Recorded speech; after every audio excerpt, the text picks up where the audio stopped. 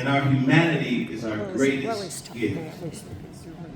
And so when I came here and I moved to Idaho, you know, my wife is an Idahoan. She's right there in the back. That's Leslie. And the little one next to her clapping is my 19-month-old. That's Emerson.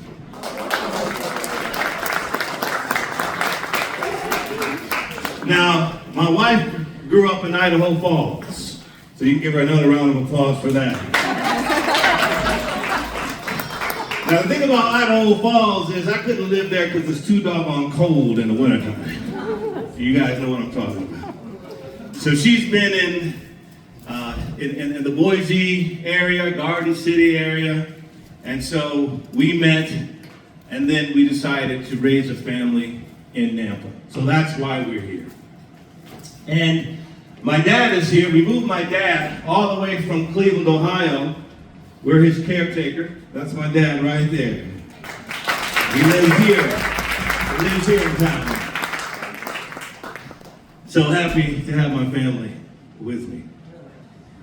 You know, I am not a career politician. It was not on my early agenda to get into politics. I'm here running for mayor because I've seen things and I see things that could be better for our community.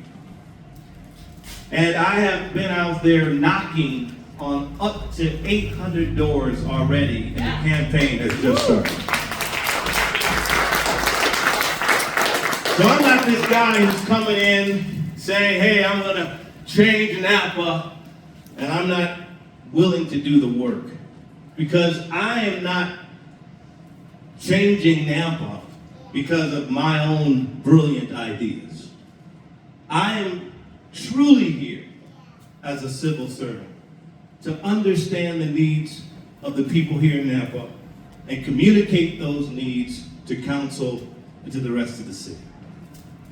If I don't do this work, then I don't understand. And there are others who are in the race, and I don't think they've knocked on one door.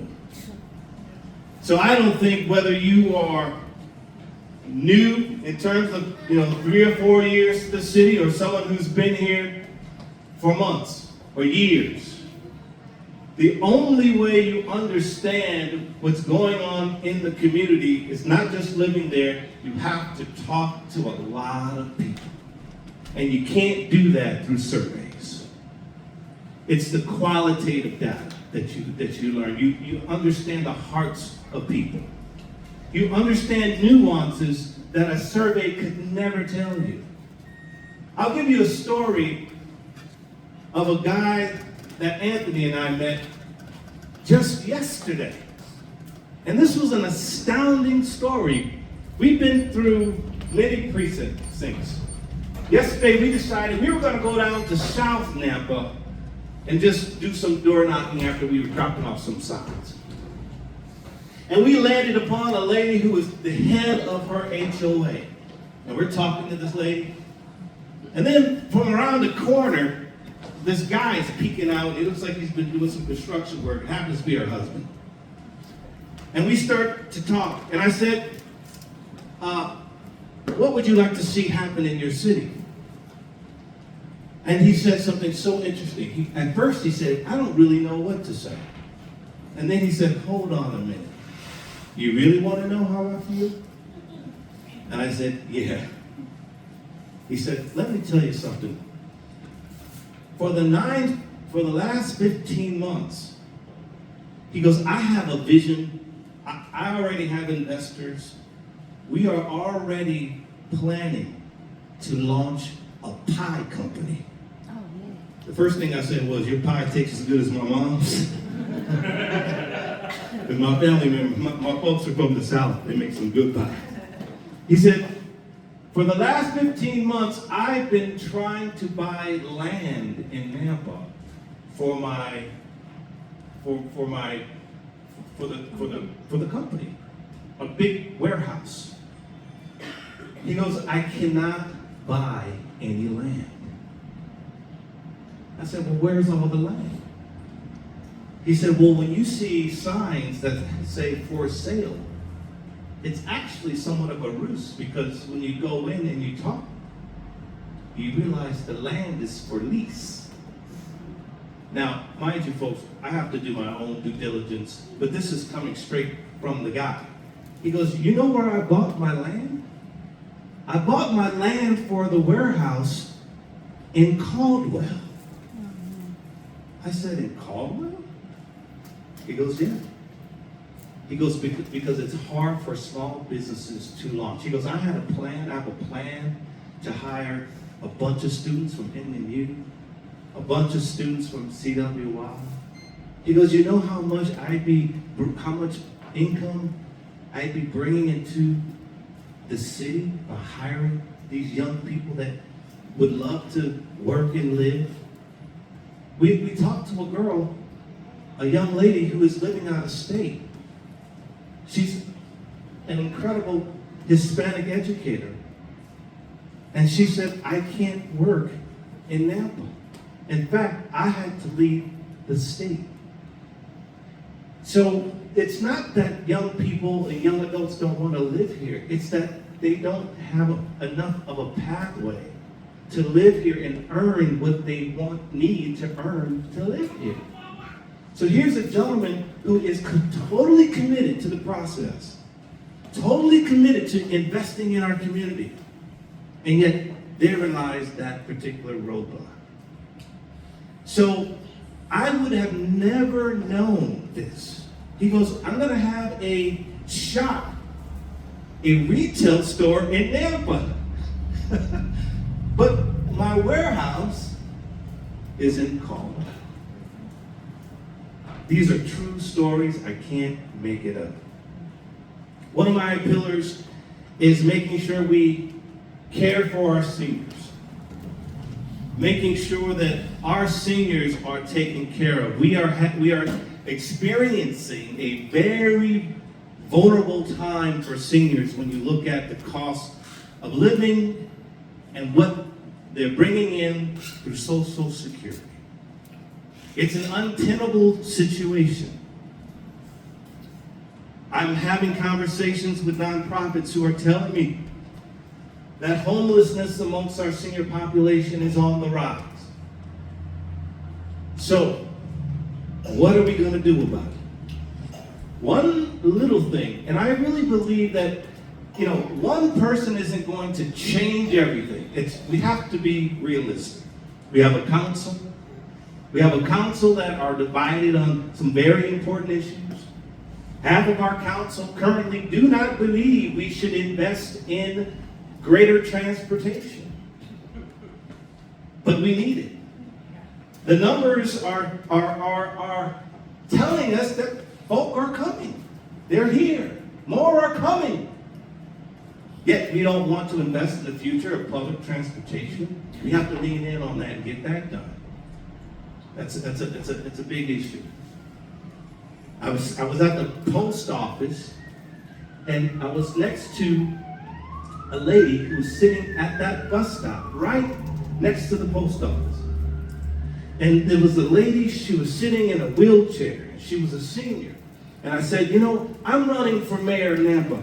And she said, yeah? I said, yeah, what would you like to see happen? She said, I'd love to have a covering. In just a few months, it's going to be cold out. So in my meeting with the mayor that next Monday, in my meeting with Mayor Kling, I mentioned this story. And you know what she said? We could pay for that. I said, yeah, that would be nice. You see, it's the little things. A rideshare program for our seniors to get around town that could be voluntary, that could be community-based, doesn't take a lot of money. These are just ideas. But we could have a rideshare program that helps our seniors get around to doctor's appointments, get groceries, get to events safely and securely.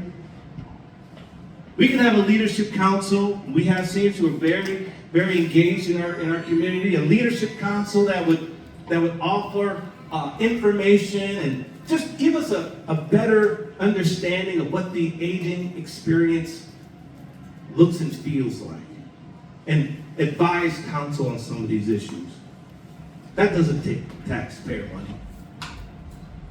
Another pillar that I'm very passionate about is I have a freshman who's going to College of Idaho playing football for the Yokes. He would be here, but he just had a game out of town. They won their first 2 games, so I'm very happy about that. Yeah. I think about what his life is going to be like if he wanted to stay in Canyon County. We all know the median cost of a home is about $450,000 to $500,000. Median income, $80,000. So owning a home is a distant thought, and I can't tell you how many people I'm talking to and their kids live with them. And these are young adults. These are young, able-bodied, working adults. So, a few things I'd like to consider. What would it be like to support our young families with options for childcare? If the median income is $80,000, then we can do the math. When we add up the cost of childcare, one of their salaries is going to childcare. We're talking to people where the mother is taking care of the child during the day, and she's working at night. Now, for all you married folks in here, you know that would put a big strain on a relationship. So what if we micro-granted mothers who would want to possibly have a child care business? Because I believe in small business. I believe in the free enterprise system. I believe that, hey, work hard, start a business if you'd like. Get what the market will bear for your talent. But if you're super successful, we have a civic duty to give back. But a micro grant for a family to start a home business and have like maybe 8 to 10 kids. Not too much, but something that would take care of themselves, and they would also support some of the kids in their neighborhood. There's also a co-op model where we as a city could actually consult neighborhoods that want to set up co-op models where the families come together under the nonprofit banner. We love nonprofits in Idaho. And they support their own communities. Takes the burden off the churches, gives agency to people who want to have their own nonprofit. And they can set the rate for how much they charge the families for the child care. This is a model that's already working. It's just who's going to come together and help to organize it and set a pathway for neighborhoods to do that. When it comes to our young people, and by the way, young families and anyone who is renting, we all know we don't have renter protection laws here in Idaho. So as your mayor, I will be pushing on state legislation to not only help increase minimum wage, $7.25 is just not going to get it. We all know that. But also push on renters' rights. Now, we don't have renters' rights, so what could we do? I'm going to give you a real live example of what I did in a situation with my father.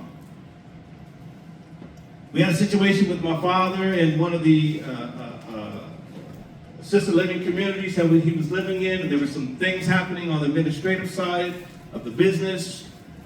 And so I called on an ombudsman. Hands up, people know what the ombudsman is? Okay, for those of you who don't, it's a service that is offered to people who are having an issue like this, and they're an intermediary service. And that person talks to the company, to the other party, and they kind of advocate for you. I think that that's something that we could do here in town. We know firsthand, again, everything I'm telling you is I'm talking to people.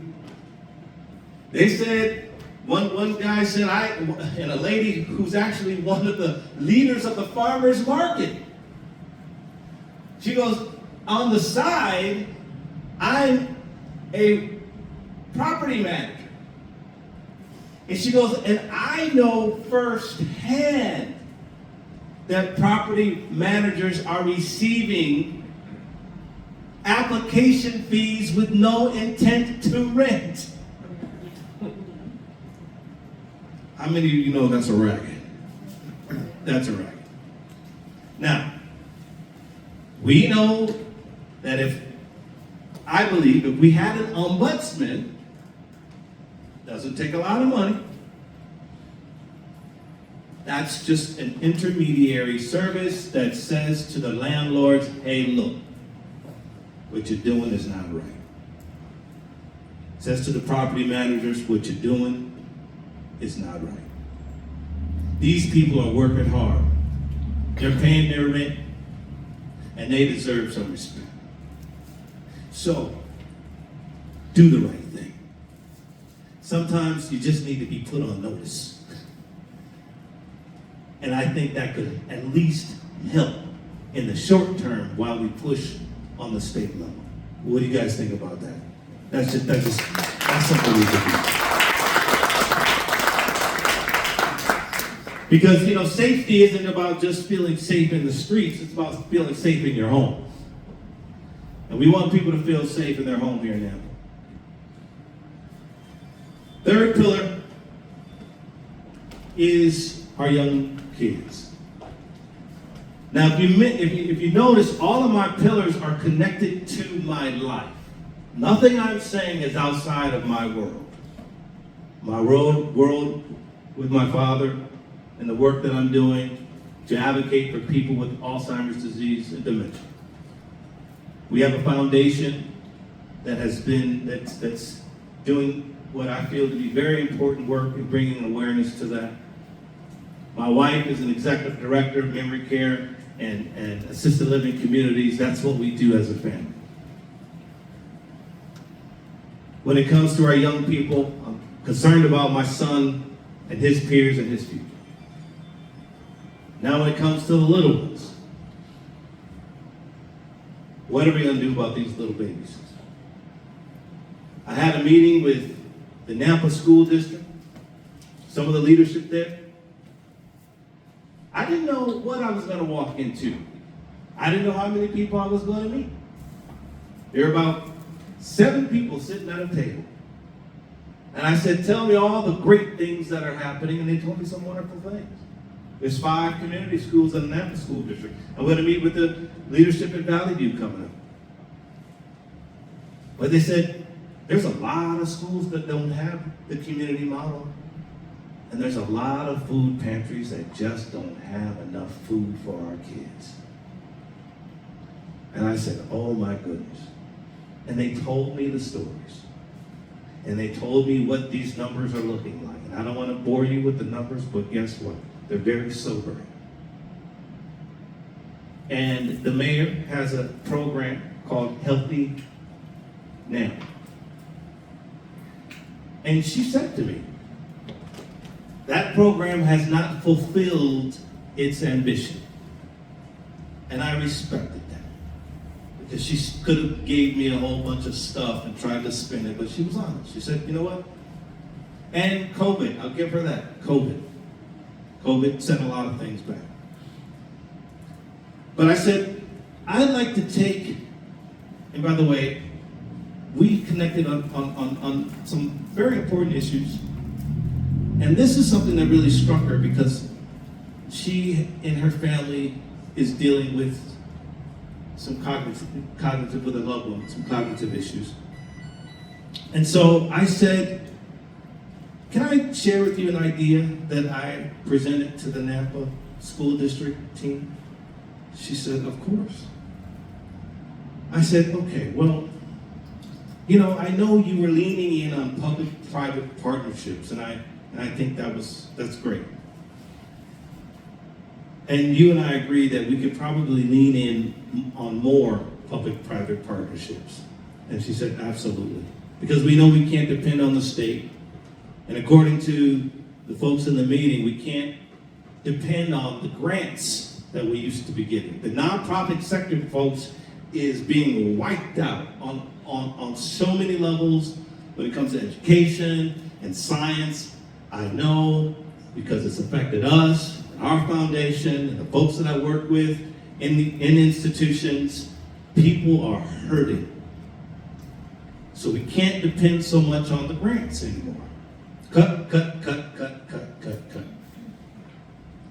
So I said, okay, I'd like to lean in on this idea of public-private partnerships. But let me kind of share with you how I would frame it, a different kind of framework. And I'll share this with you before I start to wrap up. It's hard to make an altruistic case to people who have a lot of money sometimes, companies, persons. So I think we might look at making an economic case. And there is a framework out there called brain capital. Healthy brains, healthy lives.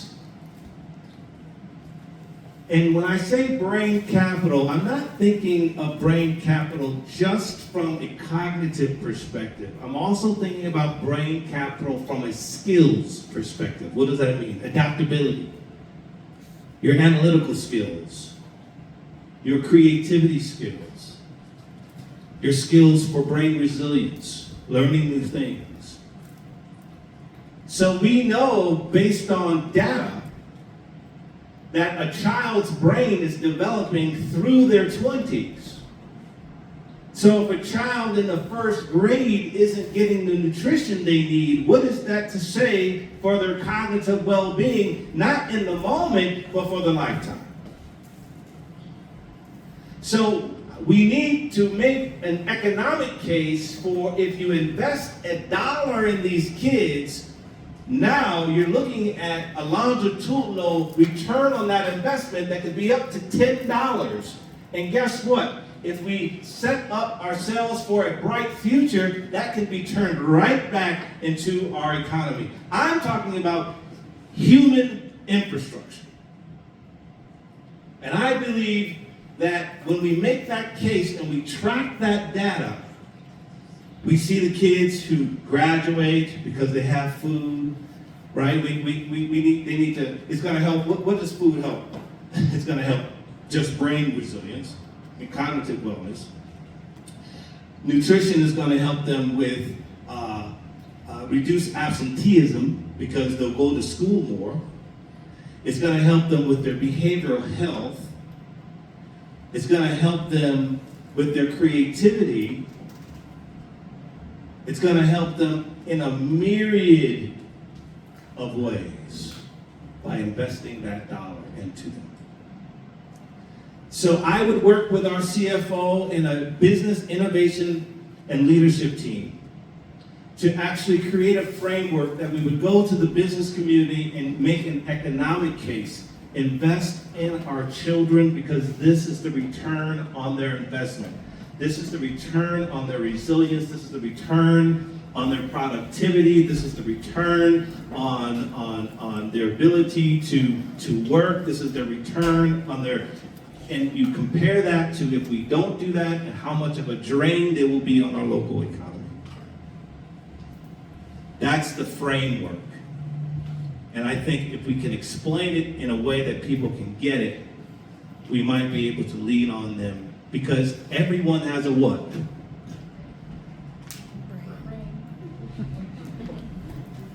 We're going to say that together one more time. Everyone has a what? Brain. Everyone has a brain. And everyone can relate to that. Sometimes it's hard to relate to something if it's not connected, but everyone that we're talking to, that I will be talking to, everyone has a brain. And everyone knows, everyone in this room knows, when your brain is on fire, you just feel like you're unstoppable. And you also know that when you don't eat and you're hungry, it's hard to think. Right? It's hard to think when you're hungry. So we got to get them food. And we live in ag land. Come on, we got nothing but food. I'm going to end with this. I love agriculture. We have to keep our agriculture. One of the ways that we can help, and here's the thing, folks. You know, the rapid growth, people are here, people are coming.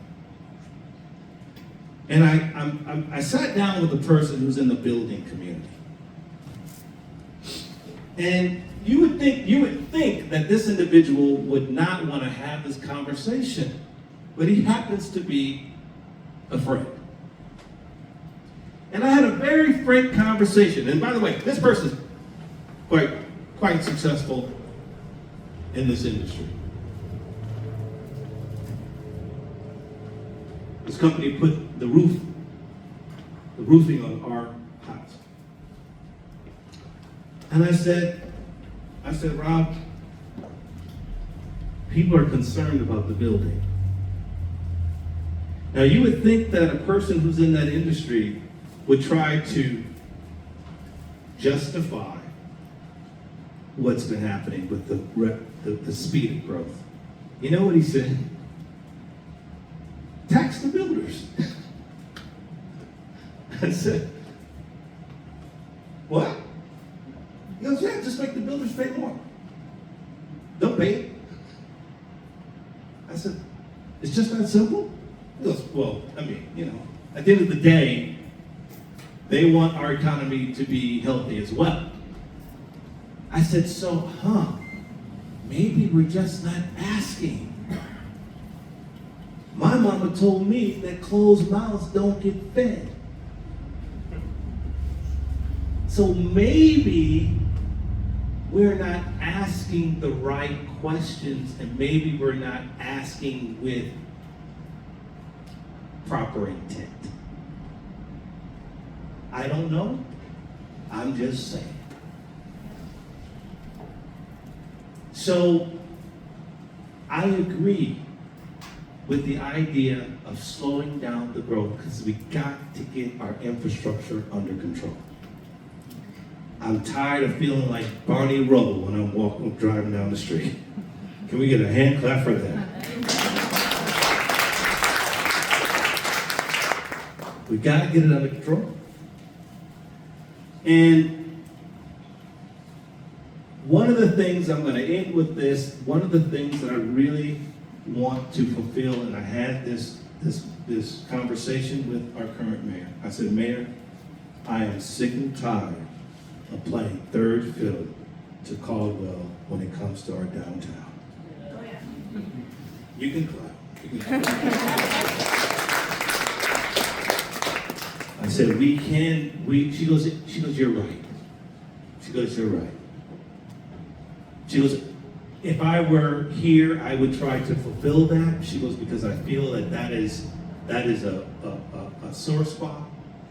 She goes, it's starting to happen, but we need to get there. I had a meeting with Jerem, current mayor of Caldwell, great guy. Invited me over to his house. Another mayor invited me, and I haven't even won yet. Invited me over to his house. We sat down. And he showed me how Caldwell has gotten to where they've gotten, and guess what? They're about to add on a promenade. So they're going to be another light years ahead of us. People are driving all the way from Boise, passing Nampa to get to Caldwell. That's right. There's nothing look, I live in Nampa just like you guys. There's nothing that brings us down to Nampa. There's no attraction here. Come on. It's not. Let's just face it. And the community just needs to come together. The stakeholders in the community just needs to come together and say, okay, let's figure this out. Let's make it happen. Let's just make it happen. Let's get there. There's so much we can gain and so much in the community. There's resources. We can have multi-units on top of first floor buildings. We can build up. And when people say density, they get all freaked out. Density just means that we have the capacity to have more housing, multi-use property.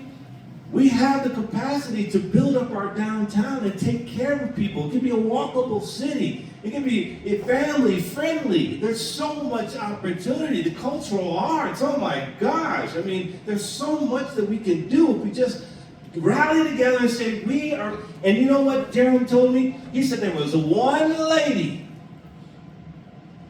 who championed that whole project downtown and the one builder with a vision. I said, really? He goes, there was one lady who was not let go. And she had nothing to do with city government. That's the power of your voices. That's the power of your voice. He said, I had one. He said, for years, there's been one champion to get Caldwell to where it is. So please, let me end here. Do not minimize your voice. Do not think that you don't have a voice that can make an incredible difference in this campaign. I need each and every one of you to help us win this election. I need you to volunteer. I need you to share with your friends and your family what we're doing here. When we have another gathering, we want this to be threefold. You know what it takes? You know what they say the best form of advertising is, even with social media and everything, is word of mouth and passion. And this is my promise to you. In the next couple of weeks, I'm going to be at up to 2,000 doors. I'm telling you, I'm rolling up my sleeves and I'm doing the work. All I need 25% of each and every one of you, and we can get this thing done. For everyone who volunteers, I'm going to give you a free CD from this album, that some of this music that I've sung today, and right now it's in the top 50 of the National Jazz Charts.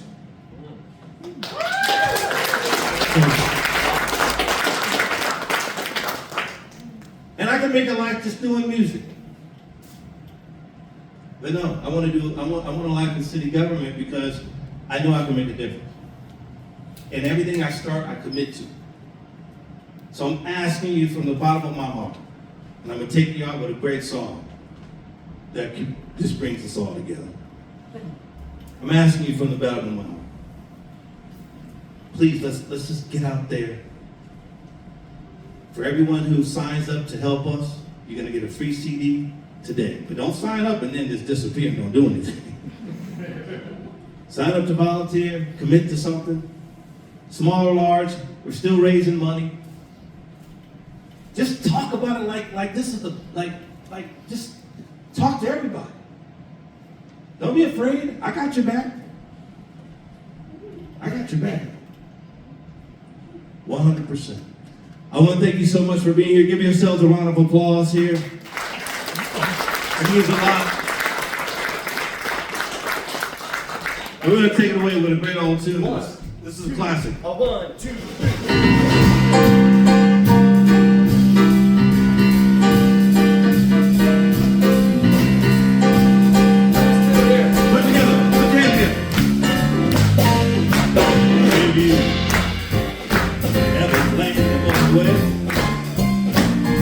Yes, travel my way. Take the highway that's real. Get your kid on the roof of 66.